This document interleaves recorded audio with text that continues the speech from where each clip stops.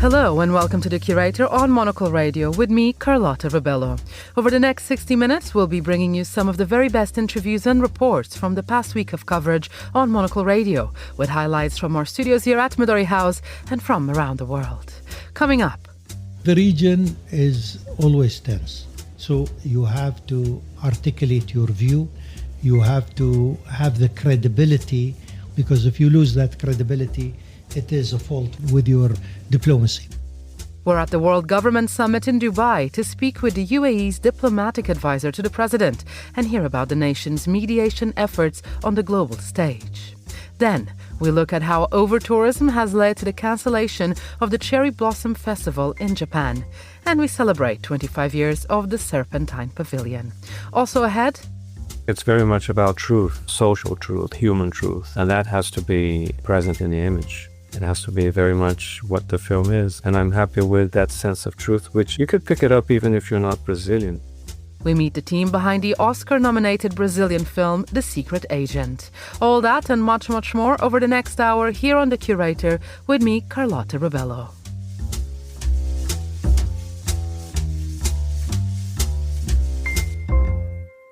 So welcome to this week's edition of The Curator.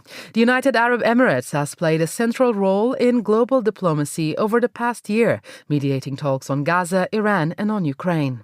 That makes the World Government Summit, which took place in Dubai this week, especially timely. Monocle was there on the ground with a pop-up radio studio, and our Gulf correspondent Inzamam Rashid spoke with Anwar Gargash, diplomatic advisor to the UAE President Mohammed bin Zayed Al Nahyan. In this highlight, they discussed the art of diplomacy and how important it is to teach diplomats the value of nuance in today's world. We have a small diplomatic corps, so we spend a lot of time training that diplomatic corps. Our embassies usually are quite small embassies in terms of cadres, diplomatic cadres, etc. I think we've gone also through a cycle. We've tried different things. We've tried various formulas, but right now I think we got it right. So you have to graduate from with your bachelor's, and then you go through interviews, etc. And we pick something like 40 to 50 diplomats who are university graduates out of 1,000 applicants. So the core is very, very small, and they don't all need to graduate from political science or international relations. They graduate from different areas because in today's diplomacy, the sort of focus and knowledge is so widespread. It can be climate, it can be AI, it can be engineering, it can be so many different things, where the foreign ministry actually works as the first post box for any country. Everything comes there first.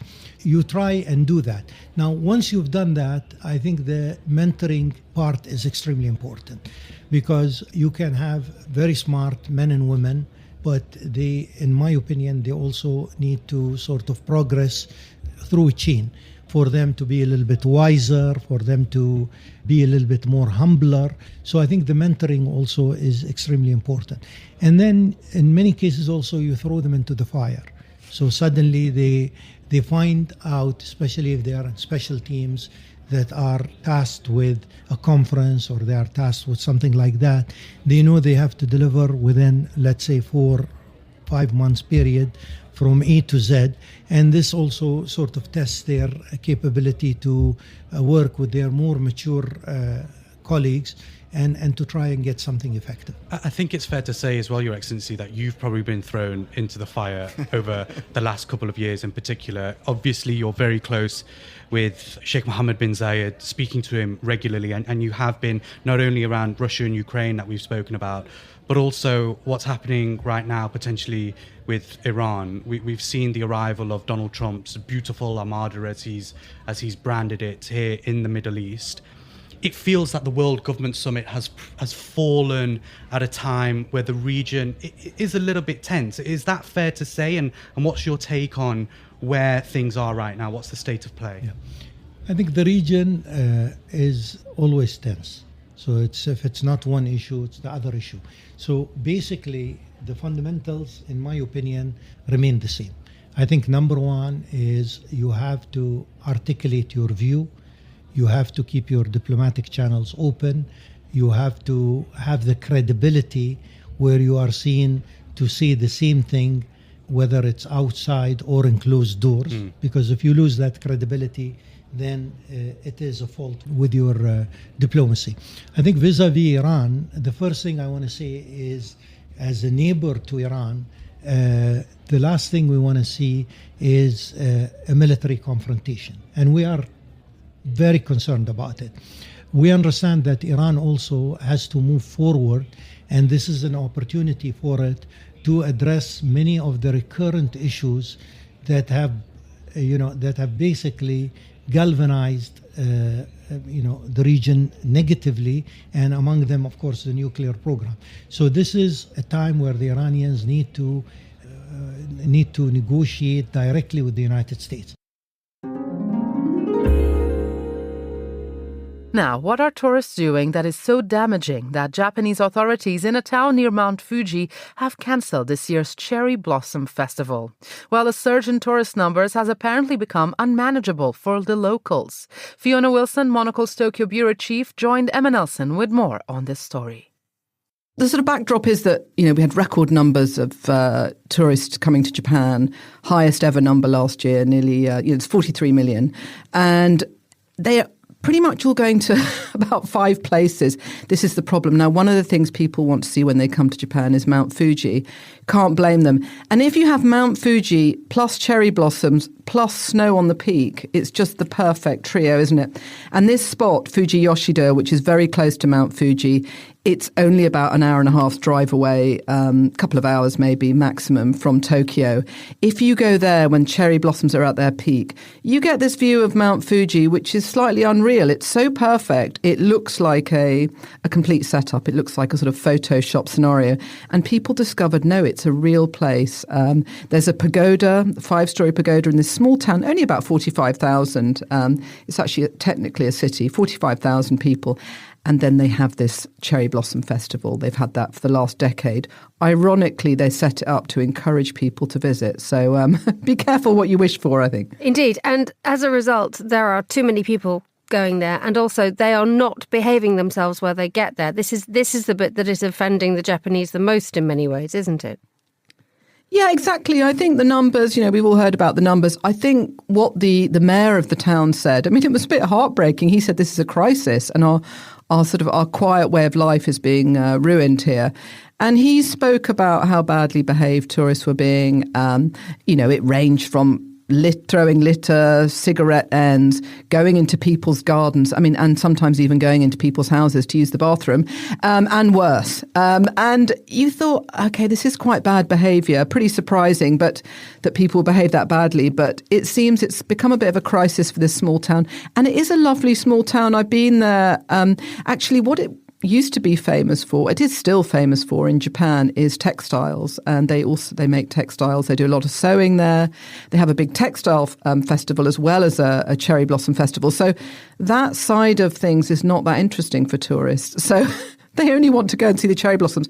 And I think it's all about social media. These extraordinary photos on a sunny day with Mount Fuji, cherry blossoms, pagoda, it's just irresistible, and people really want to go there. And this isn't the first time that we've seen coverage of this. You mentioned the fact that you've become the over-tourism expert here, but I think it's 2 years ago now since the view of Mount Fuji from a certain spot was blocked to stop people from taking photographs again.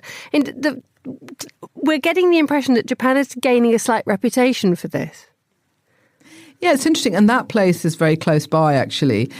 This area of Japan, whichever way where you either suffers from or lucky that area, you're at the foothills of Mount Fuji. And Mount Fuji up close, it is a really remarkable, it's this perfect kind of conical shape. And when you're at the foothills of it, it's this amazing sort of sweeping view. And yeah, so this town, before 2 years ago, you're absolutely right. They ended up erecting this slightly ridiculous barrier to stop people photographing. It was a Lawson, it was a convenience store with Mount Fuji in the background. Now, unfortunately, they did that people then started cutting holes in the tarpaulin they directed to get the pictures anyway. And people discovered there were other convenience stores which also had good views. So it's really, really difficult for Japan. It's balancing, welcoming tourists and the money they bring and what it's meaning for these very small rural communities. You're listening to The Curator on Monocle Radio with me, Carlotta Rebello. It's time now to find out what we learned over the past 7 days. Here's Monocle's contributing editor, Andrew Muller.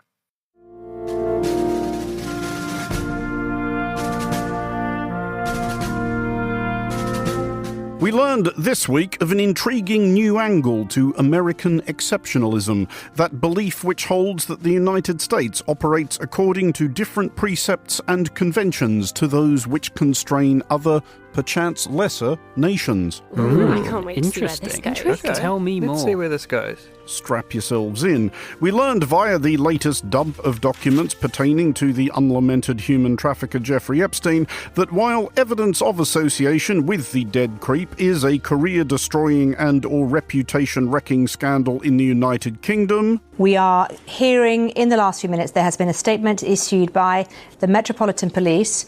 Remember, we've been reporting that the Met is set to launch a criminal investigation into Lord Mandelson. Norway. And from the Norwegian press, then, a lot of focus on the Crown Princess's connection to the convicted pedophile financier. Yeah, that's right. As this Norwegian paper here explains, she is mentioned some 1,000 times in those latest files released. Slovakia. On Saturday, top Slovakian politician and former Minister of Foreign Affairs Miroslav Lajčák resigned from his post.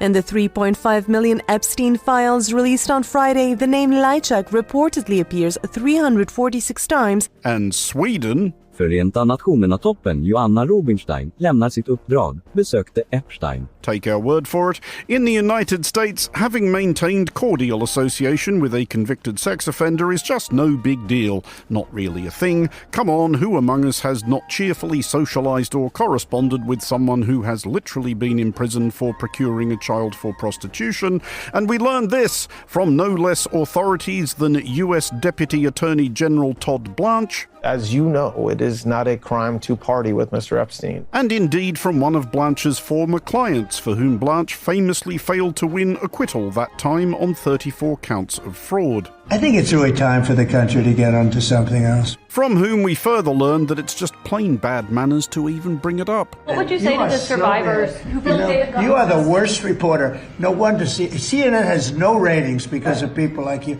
She's a young woman. I don't think I've ever seen you smile. But we learned, in fairness, that the president may have been preoccupied rearranging all the fake golf trophies on the Oval Office mantelpiece to accommodate not only the Nobel Peace Prize he believes himself due, but an Oscar. For we learned that this... Together with like-minded leaders, we have a voice.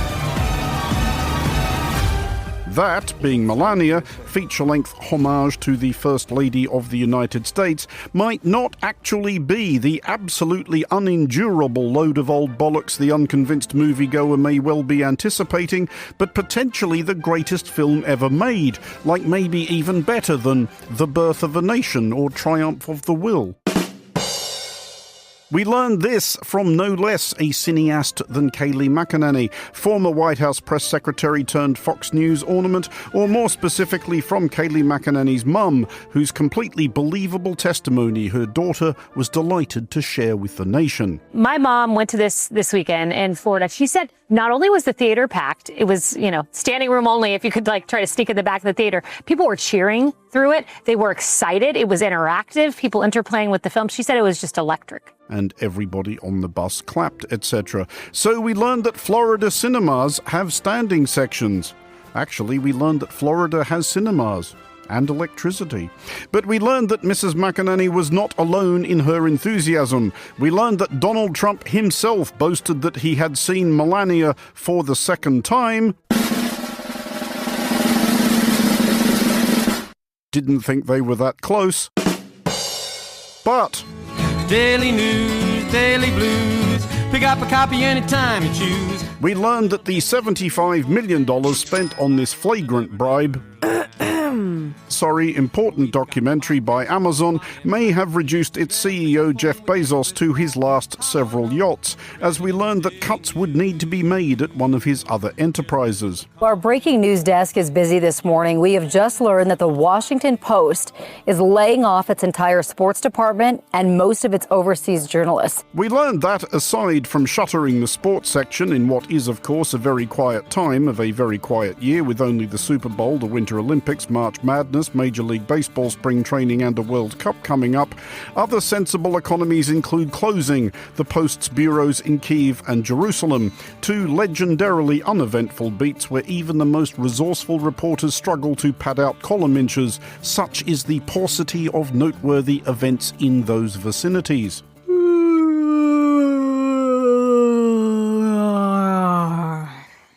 But we learned even that, or indeed any of the above, wasn't going to be the stupidest thing that happened this month. It looks like the Patriots and Seahawks won't be the only competition during the Super Bowl this Sunday. The group founded by late conservative activist Charlie Kirk, Turning Point USA, said they plan to put on an alternative event called the All-American Halftime Show. We learned that conservatives appalled by the choice of halftime entertainment at this coming Sunday Super Bowl, and who knows what objection they might have to Puerto Rico's own Spanish-language rapper Bad Bunny, just a total mystery, had decided to stage an alternative, the All-American Halftime Show, consecrated to the values of, quote from the poster, faith, family and freedom, and featuring, among others, the irreproachably wholesome Kid Rock. Young ladies, I like them underage. See, some say that's statutory, but I say it's mandatory. A bold choice given some of the week's other disclosures. The mallet, if you would. For Monocle Radio, I'm Andrew Muller.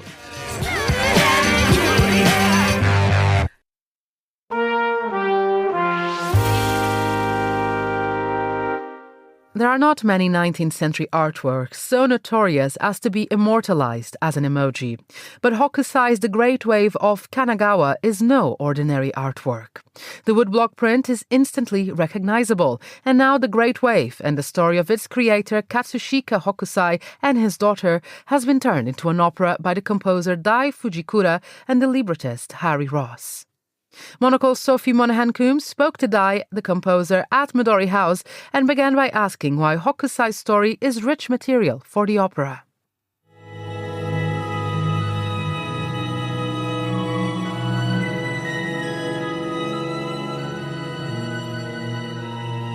The life of Hokusai, I mean, he had a very dramatic life.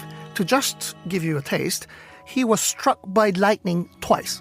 It's crazy, but it's in history. And also he changed his names, how many times? 90 times or something like crazy. He lived until around 90 years old.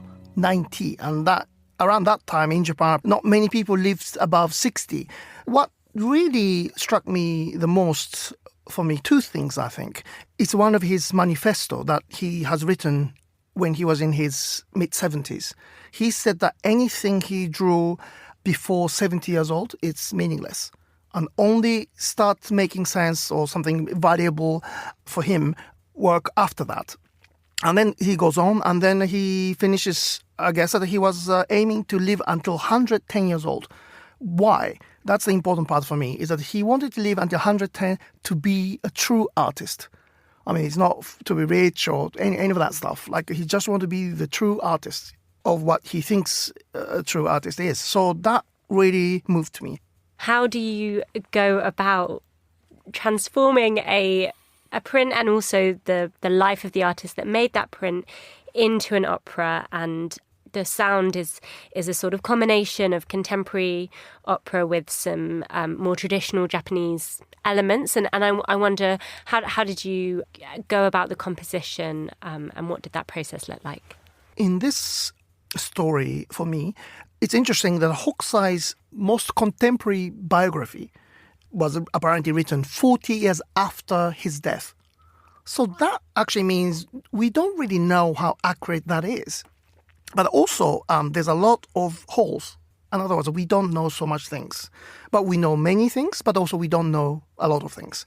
So that was absolutely perfect for me, so that we can really inspired by historical facts, like the lightnings, twice. And then also he had a grandson who always had a gambling debt.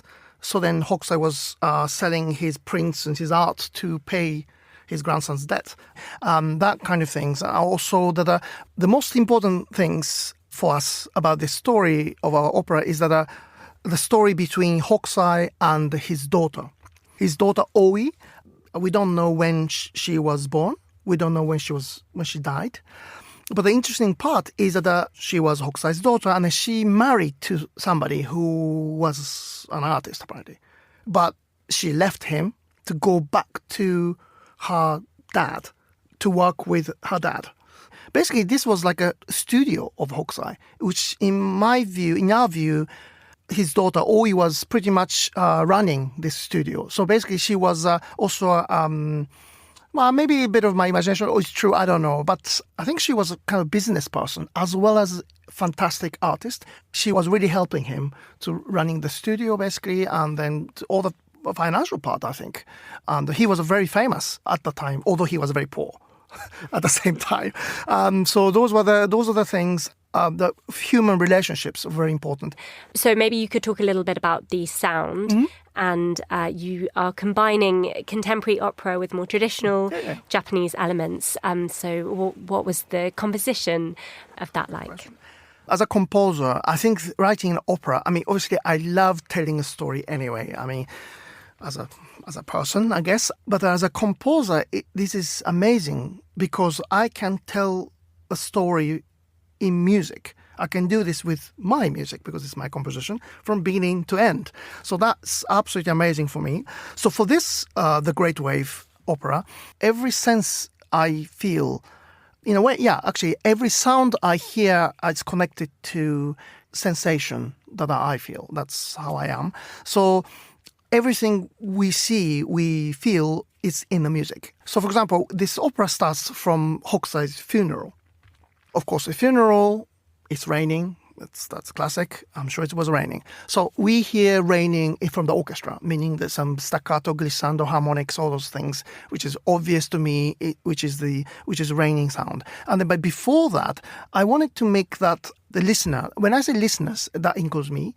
I wanted to try to transport us listeners into another realm immediately, not little by little, but immediately, right from the beginning. So from the bar 2, by the way, bar 1 is just holding a chord. So basically like 5 seconds later, that we have shakuhachi, which is Japanese bamboo flute, which is very popular instrument among the Japanese instrument, I think. There's many instrumentalists of shakuhachi in UK as well as in Europe.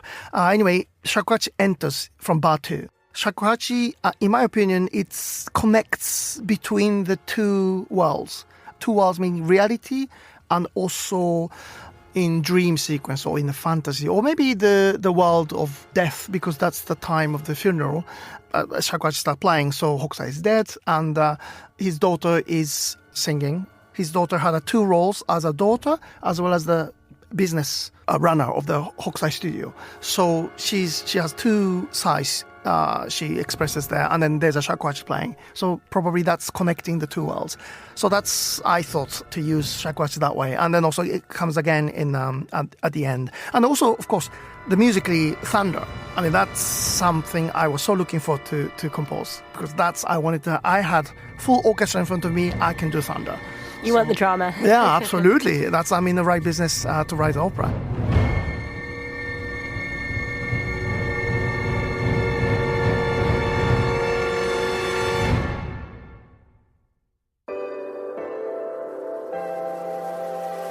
We're proud to support the craft of journalism.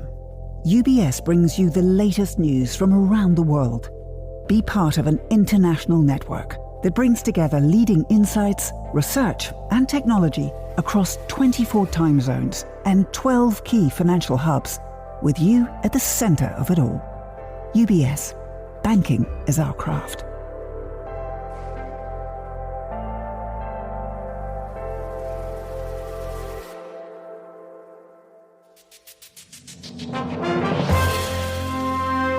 You're with The Curator, our weekly highlights show here on Monocle Radio. I'm Carlotta Rebello.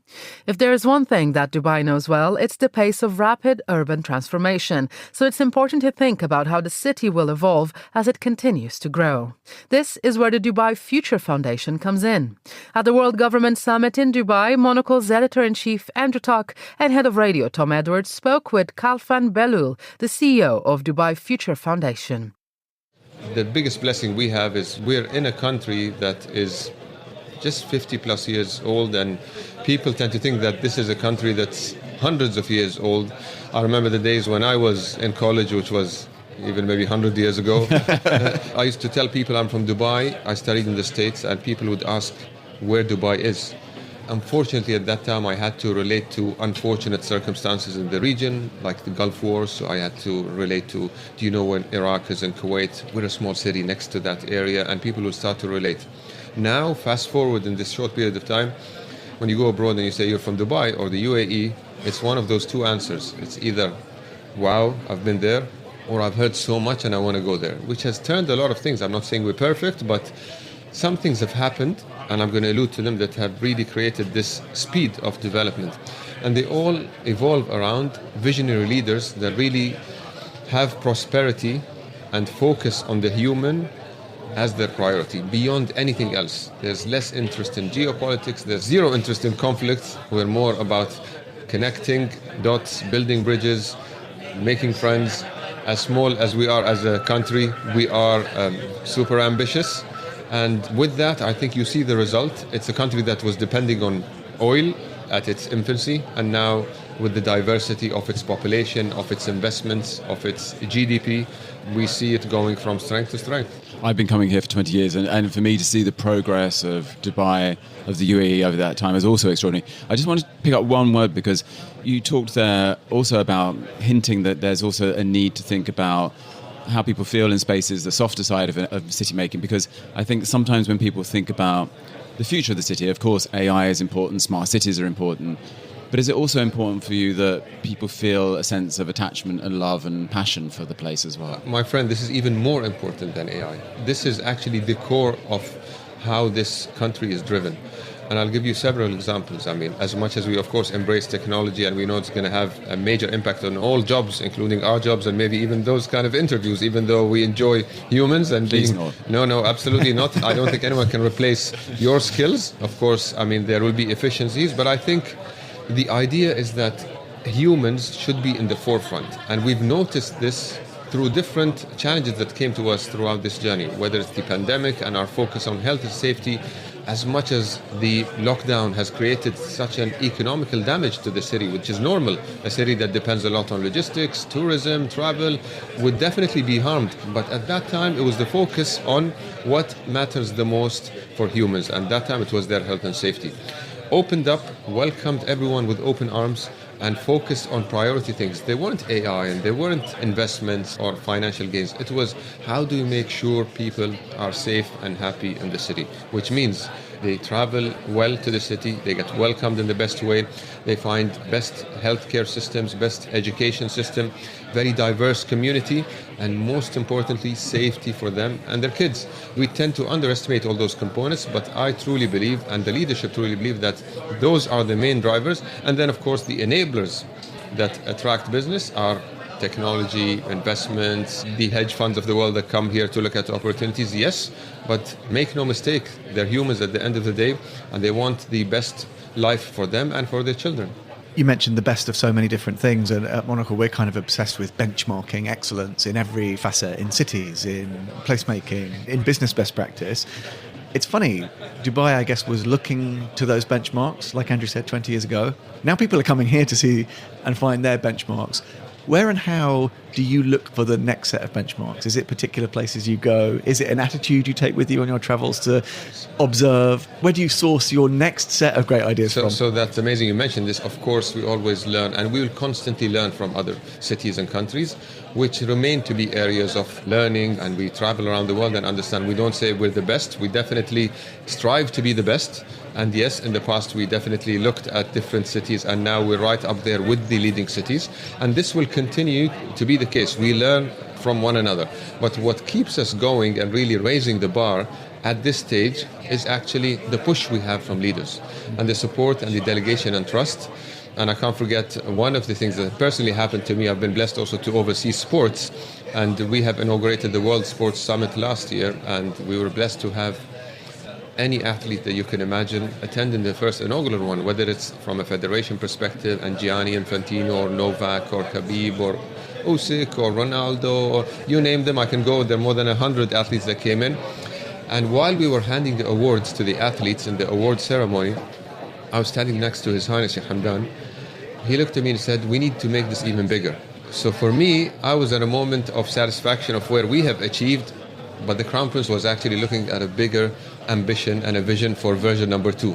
So it's not only benchmarking, it's also the push for us to do even more every single year is what keeps us always on the toes, and to constantly try to deliver something that makes everyone really appreciate the efforts that happen here. We touched on the fact that there are simple solutions sometimes to city problems and there are technological ones, but there's a project that you've certainly been involved with which seems to bring the two together, this relief idea, which is using shade, plant life, but also AI to think how it's implemented. Are some of the solutions for future-proofing cities kind of right in front of your nose in a way? As Tom was saying, maybe some of the reflections from the past, how architecture and design was used in traditional Emirati architecture, how trees provided shade, what the purpose of those are. Are you building those into your ability to be a city that can, not control, but can live in temperatures which are sometimes higher? Yes, absolutely. I mean, of course, we try to solve for any challenges that can be related to the region, one of which at some point climate, even though arguably you can also debate that Dubai has an amazing weather almost 8 months a year. But of course we need to cater for the hotter months of the year. Maybe people talk about traffic and how we can manage for that. I mean, the good news about traffic is it means it's a good problem to have because more people are coming here. But at the same time, you might have heard about the announcement, the Dubai Loop, which is a Musk partnership, which we've been blessed to initiate the conversations at an early stage. And now, of course, the Road and Transportation Authority are joining from an operational standpoint and have been doing an amazing job with this mandate. But this is an innovative solution that will reduce a challenge relevant to our region, including the shading initiative that you've mentioned through relief. The idea is that our mandate, and this is the beauty and yet exciting and extremely hectic scope that we have at Dubai Future Foundation, because the word future is so agnostic. It doesn't mean future of health, it doesn't mean future of security, it doesn't mean future of mobility, it's the future of everything. But at the same time, it doesn't mean that we can do everything. It's how do we prioritize what is more important for humanity as a whole that we can do through Dubai, which of course will trigger the top priorities and concerns for people. How do we embrace AI? How do we leverage green energy? How do we work with cryptocurrency and blockchain? How do we deal with climate? Those things are the talk of the world, and what can we do about them to create a better world for humanity?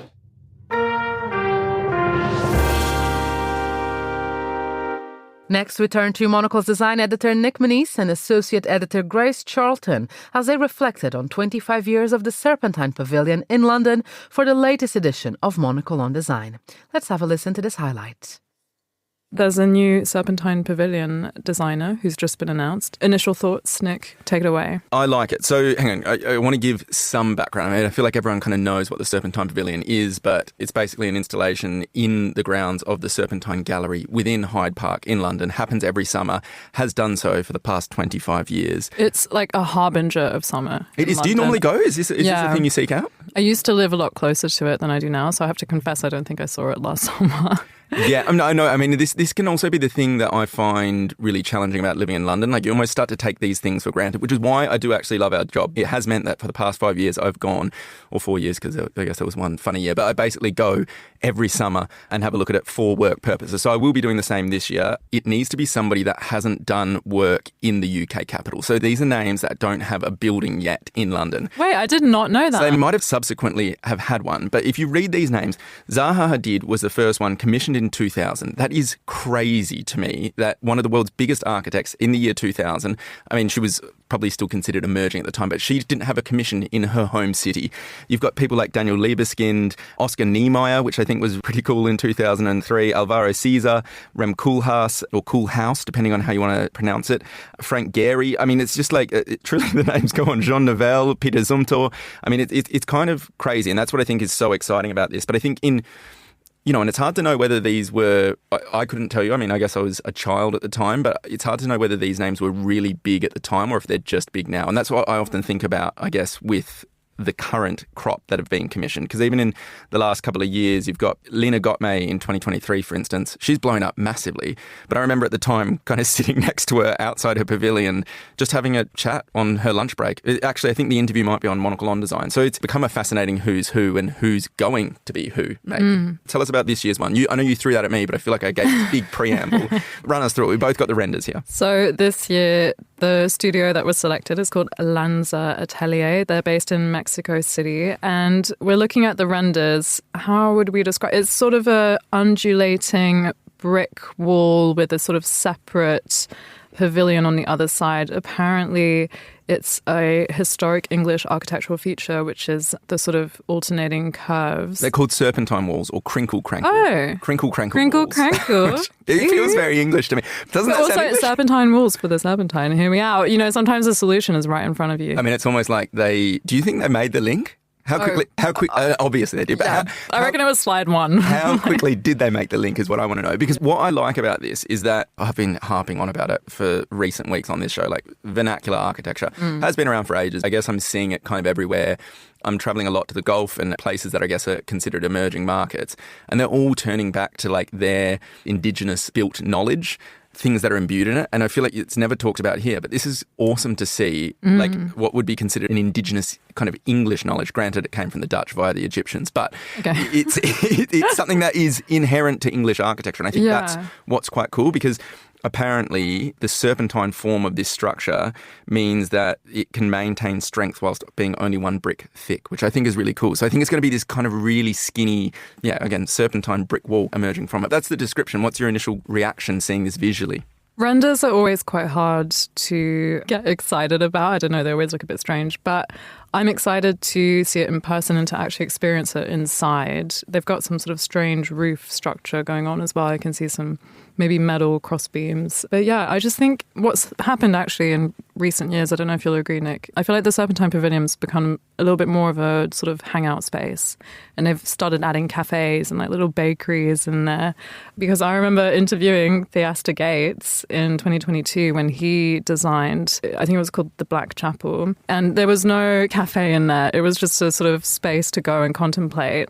And since Lena Gottmay, I think she revolutionised it. She sort of brought in more of a, communal space feel. They were my two. The reason I'm very excited about this, because I think Theaster Gates was my favourite one. I agree. It's the best one. Yeah. It had like a monastic kind of feel. And what I really like is that, I know these are temporary pavilions, but it felt really appropriate for the park. Like it felt like something that I would want there permanently, just to have a moment kind of wandering through. I remember it had this kind of big skylight opening up out to the sky. And it was just this beautiful clad in metal circular structure that just kind of sat really... Gently is maybe not the right word, because it was quite an imposing structure, but it just sat really appropriately, I felt, on the lawn. It wasn't trying to do too much. And I think that was so beautiful. And then once you were inside, it did a lot by not doing too much. You're with The Curator, our weekly highlights show here on Monocle Radio. I'm Carlotta Rebello. The Secret Agent is not only an award-season darling, but also a box office hit. The Brazilian political crime thriller is a visual feast set in the late 1970s when the country was still under a dictatorship. Nominated for 4 Oscars, including Best Picture, it's the film to watch this season. And Monocle Radio's senior correspondent Fernando Augusto Pacheco met both the film's director Kleber Mendonça Filho and its leading actor Wagner Moura. Let's have a listen. Essa é a pessoa. Eu quero buraco na boca. Kleber Mendonça Filho and Wagner Moura, what a pleasure to speak to both of you. Kleber, I'll start with you, because I know The Secret Agent is a very special project for you, because it's been quite a long-time desire that you wanted to do this film, right? It took some time, so tell us about that process a little bit. It began with the desire to develop a thriller set in the 1970s, shot in widescreen Panavision. That was the desire. Also, to do it with Wagner as the main actor. That's the first thing. Then I found myself going through a lot of materials and archives for my last film, my previous film, Pictures of Ghosts. And I spent 7 years trying to make that film work. It finally did in 2023. But I had been looking at old newspapers, photographs, films, visiting cinematheques. And that gave me, reconnected myself to memories, childhood memories. And suddenly I felt that I had the emotional structure to write The Secret Agent, but something that was unplanned. It just happened that I felt it was the right time because of all the work I had given to Pictures of Ghosts.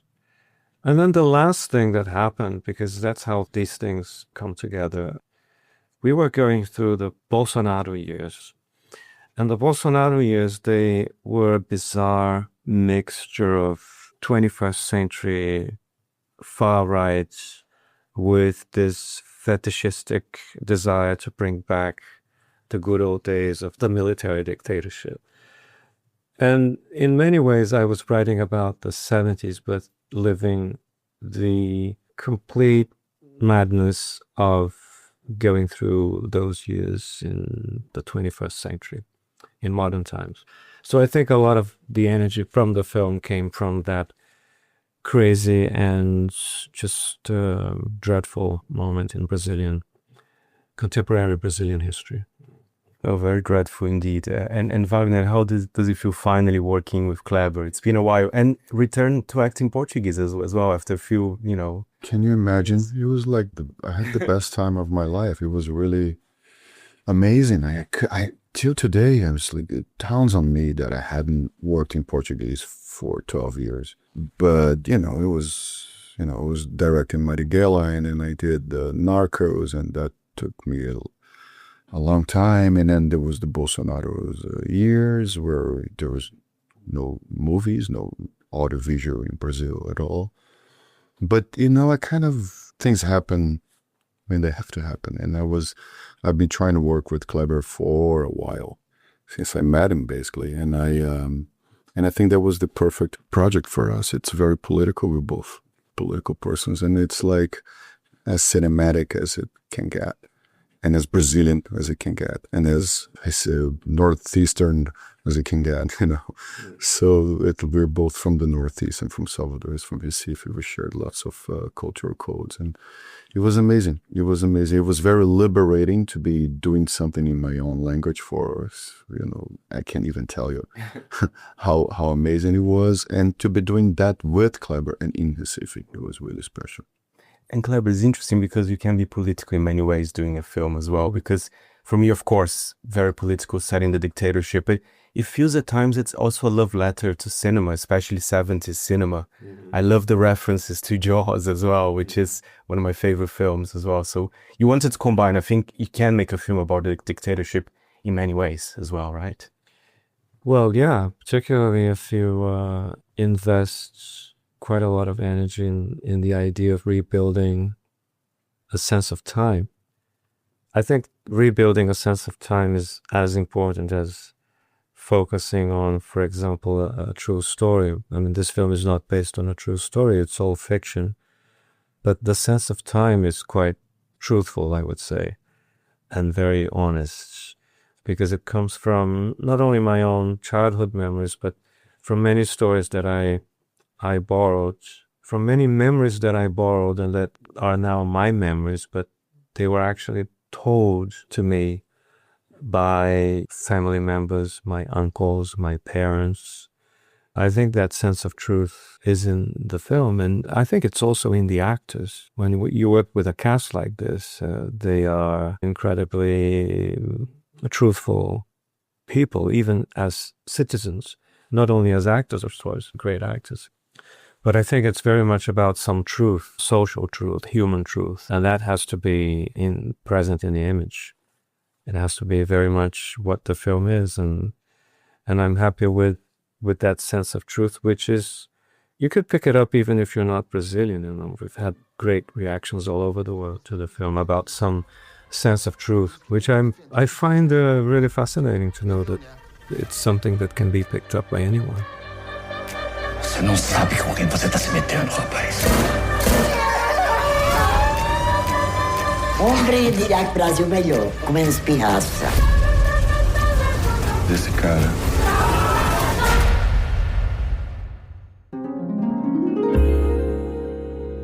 And finally, on this week's edition of The Curator, teenagers and pop stars have always enjoyed a strong relationship. So much so that in Taiwan, the government has decided to issue advice to parents on how to deal with their teenagers' obsession with K-pop. Bernie Cho is the president of the Seoul-based K-pop agency DFSB Collective, and he joined Emma Nelson earlier with more. It's one of those things where I'm aware that Korean music is quite popular in Taiwan, but I didn't realize it's reached a fever pitch with government officials to the point where they've essentially issued kind of sort of a warning. But I think in many ways, their best intentions and best efforts to possibly maybe sort of get a grip on the K-pop craze in Taiwan may inadvertently actually have an accidental effect of doing the exact opposite. Indeed. Tell a teenager to do something and they will do the exact opposite, especially if the message comes from the parent. But just tell us, just outline what the problem is, Bernie. I mean, how fraught are these young people in Taiwan? Well, again, right now, K-pop is arguably, and again, based on data and analytics, it is the most popular international pop music throughout Asia. And again, if you happen to be an international pop artist, you will find this kind of success and fandom, and let's call it for what it is, fandomonia, across the region. So why K-pop from Korea, pop music from Korea got singled out is interesting, intriguing, and frankly, a little bit bewildering. But that being said, the way the Ministry of Education posited and positioned K-pop, it's giving it a lot of credit, some of it due, some of it a little bit over the top. But what it's done, and this is where I can't help but laugh and smile a little bit, is the prescription that if parents are worried about their kids' K-pop craze, they're actually recommending the parents get more engaged in sort of finding out more about K-pop to find out why their kids like it so much. I think what may end up happening is the kids will stay K-pop fans, but they may inadvertently get their parents to become K-pop fans, which leads to the question, what do you do when both the kids and the parents are into K-pop? Create another government department. The issue is here is what? Is this the amount of emotional currency that young people spend on their pop heroes, or is this also a more economically dangerous thing that a young person finds themselves marketed into? They are the subject to so many campaigns and so many things that can part them from their money, that actually this is an economic threat as well. Yeah, I think you hit both the problem and the solution on the head. I think it's less emotional, more commercial. I think it really has to do with money. The fact that these K-pop fans spend a lot of money, much to the shock and maybe the grief of their parents, so that it's become an issue. I'm curious as to who whispered to the government officials that this is somehow an endemic or a pandemic that needs to be addressed. Again, according to online reports, quite a few academic research papers were referred to as required reading on how to address and deal with this problem. And, I read the summaries. I'm actually trying to find the reports themselves. But honestly, I think some of the academic quote unquote insights were essentially repackaging very universal, not so unique ideas as to why this particular music is so popular. But that being said, a lot of the problems that are being addressed are not cultural or youth issues. They're industry issues. Expensive concert tickets, spending a lot of money on merchandise is something that every major music market is struggling and dealing with. And so why K-pop was singled out, again, it's more scratching heads and scratching chins. And but the key thing is, again, I think the Taiwanese government has gone out of their way to say, hey, we're not trying to say K-pop is bad. We just think that kids just need to have a little bit more guidance on their sort of fan behavior. But it's very peculiar because I know for me as a music industry executive, I'm curious as to why the Taiwanese government is spending so much time and energy looking at K-pop and not sort of flipping the script and reverse engineering the recipe to say, how can we create Taiwanese pop music to have a similar effect on their home market with their home fans as well? Well, and that's all we've got time for on this week's edition of The Curator. The show was produced by Jack Dewars and presented by me, Carlotta Rebello. Join us again next week to hear some of the very best of the programs across Monocle Radio. Goodbye, and thanks for listening.